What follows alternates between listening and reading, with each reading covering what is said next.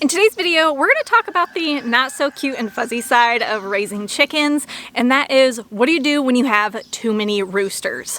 So why is having too many roosters an issue to begin with? Well, if your ratio of roosters to hens is too high, what ends up happening is your hens get overbred.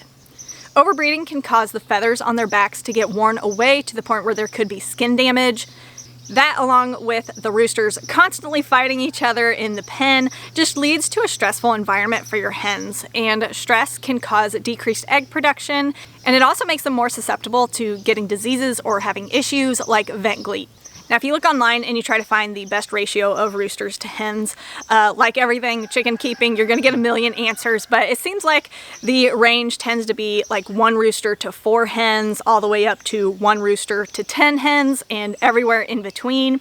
I know there's a lot of breeders that like to keep small pens where it's 1 rooster with 3 hens and they don't have any issues.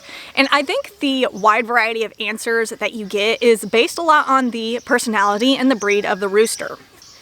You may have an old boy that is kind of fat and lazy and low testosterone, and maybe he is more preoccupied with finding snacks than tending to his ladies. You're not going to really have any issues with him, even if he's only with 1 or 2 hens. But on the other hand, you may have a teenage cockerel that acts like a crackhead, and 8 hens may not be enough for him because he's stressing everybody out. So it really just depends. I think having a plan for what you're going to do with extra roosters is important for every chicken keeper to have, including the people who only order sexed pullets from the hatchery.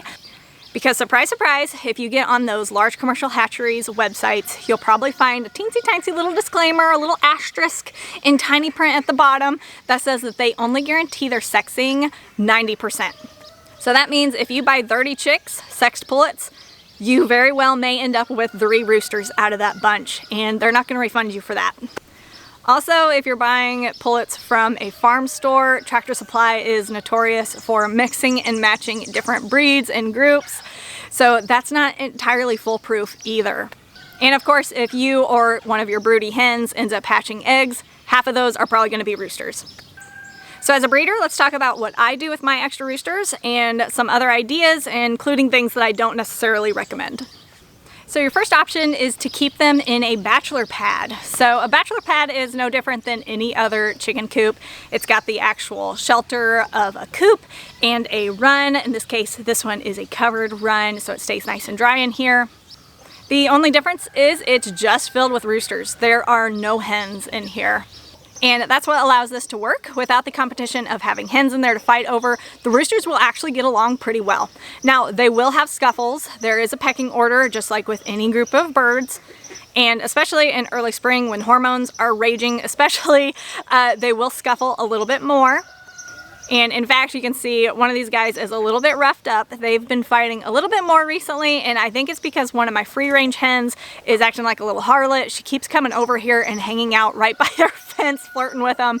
She's getting on my nerves, but for the most part, they get along really well, and they coexist just fine. I think there is kind of this myth or a misconception that if you put 2 roosters together, they will fight to the death, and that's simply not true.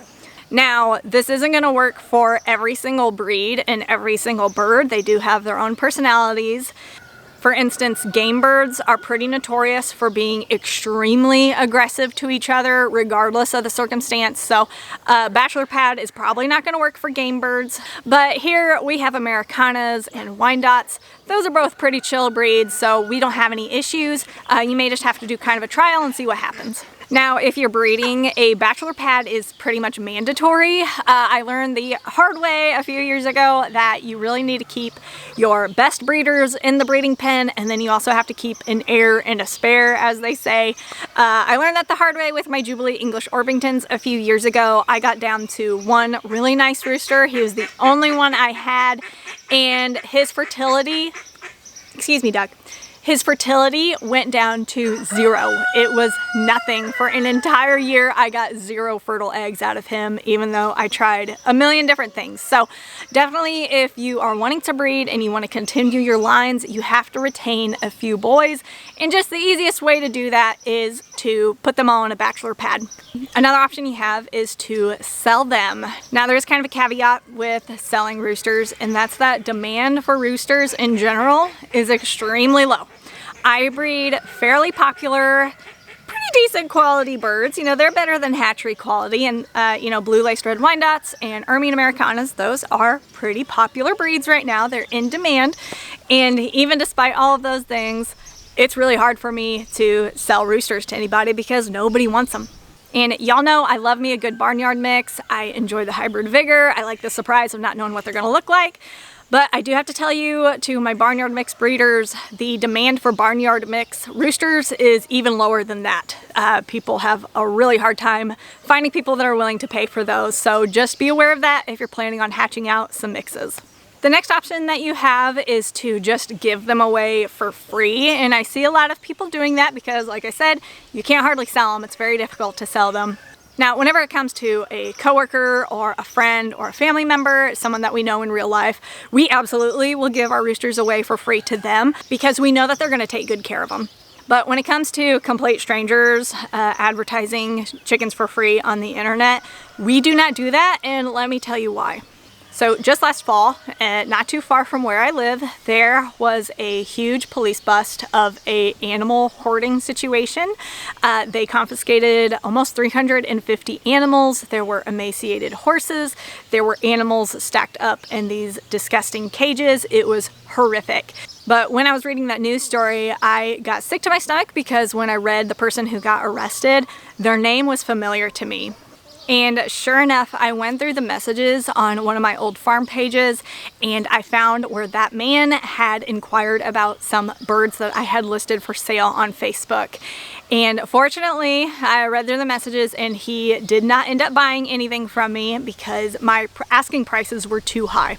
But I guarantee you guys, if I had been listing those birds for super cheap or for free, he would have taken me up on it. That's just what hoarders do. They collect and then they don't take care of the animals. It's like a mental illness, I don't know. But so that has turned me off from ever giving away roosters because the reality is you can't trust that those people are gonna take care of them. A common concern I see people have about giving their birds away is that they're afraid that it will end up in a cockfighting ring. And that is a legitimate concern that does exist in the world for sure, but I think that concern is a little bit out of proportion compared to people that are hoarders and who neglect their animals. I think that happens way more often than the fighting. Another option for people who aren't able to sell their birds, but they don't want to give them away because they don't want them to be abused. Another option that we have done multiple times and have been very happy with is we will euthanize the birds by decapitating them, and then we donate the bodies to a local wildlife rehab center to be fed to their animals. This one is a super quick and easy process. We just decapitate in the morning, put everything in a trash bag, and we drop it off at the wildlife center. And the people at the wildlife center are always so grateful and they're so excited to have fresh, free meat for their animals. Lord knows foxes and coyotes love chickens. So, you know, it has all the organs and the feathers and stuff for them. So they're always extremely grateful for that. And I would imagine this is probably some type of a tax write-off because they are most likely a not-for-profit, so that's something to consider as well. But that's a great option for people who you need to get rid of your roosters quickly and with minimal effort. Maybe you don't have time to butcher for human consumption. That's a great option. We've done that multiple times. I will say though, to make sure you communicate with the wildlife center before you commit to doing this and make sure you're both on the same page. I swear to goodness, the first wildlife center that I talked to, they expected us to fully butcher and gut and pluck the chickens as if they were going to be for human consumption. And I was polite, but I was just kind of thinking to myself, like, have you ever actually met a raccoon? Like, do you know what foxes do to chickens? They eat the entire thing. So we did not go with that facility, but the next one that we talked to was more than happy to have the whole unprepared feathers, organs, and all chickens. So that is the one that we obviously went with. So just make sure you're communicating so they don't turn you away expecting you to fully butcher and prepare your birds first.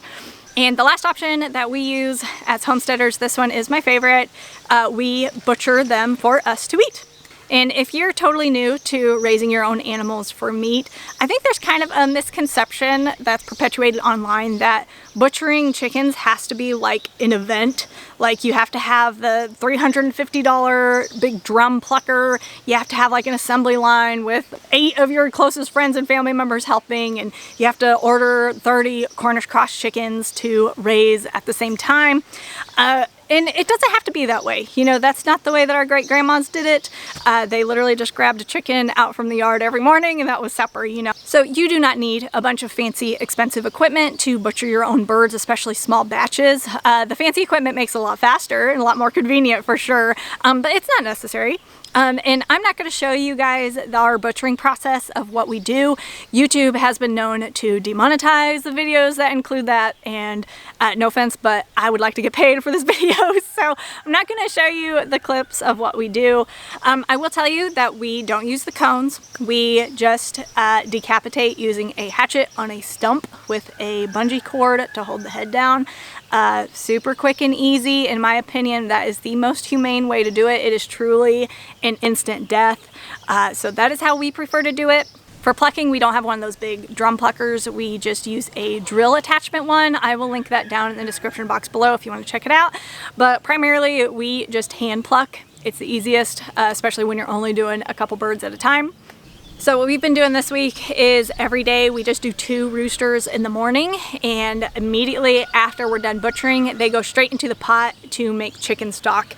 There's totally nothing wrong with eating the meat from a layer breed rooster. A lot of people call them crock pot roosters because the meat, you can expect it to be a little more tough. It's not going to be as juicy as what you buy at the store. And if you're dealing with younger cockerels, there's probably not going to be a whole lot of meat there anyways. So what I like to do is just do chicken stock. We use chicken stock multiple times a week. I've got a lot of recipes that require it. So that's what I prefer to use my roosters for. So essentially what we do is we just butcher a couple roosters in the morning, and they go straight into the pot to simmer and create that chicken stock, and I will just can the rest of the day. So far this week we've done 4 roosters total, and out of that I've gotten 29 jars of chicken stock. I have, I think, 6 or 7 more roosters to go, and out of all of those we should be able to get an entire year's worth of chicken stock for our family. So this, in my opinion, is one of the best options because you know for a fact those birds only had one bad day their whole life. You know, they were well cared for, they were housed, they were watered up until the very end, and your family is nourished with real food that was made with love and care and cleanliness and with really high quality ingredients. And as homesteaders, that's what it's all about. So that is it for today's video, you guys. Comment down below and let me know what you like to do with your roosters. I'm sure there's lots of good ideas out there that we haven't tried yet, so comment down below and let me know what you like to do with them. Thank you so much for watching, and we'll see you in the next video. Bye.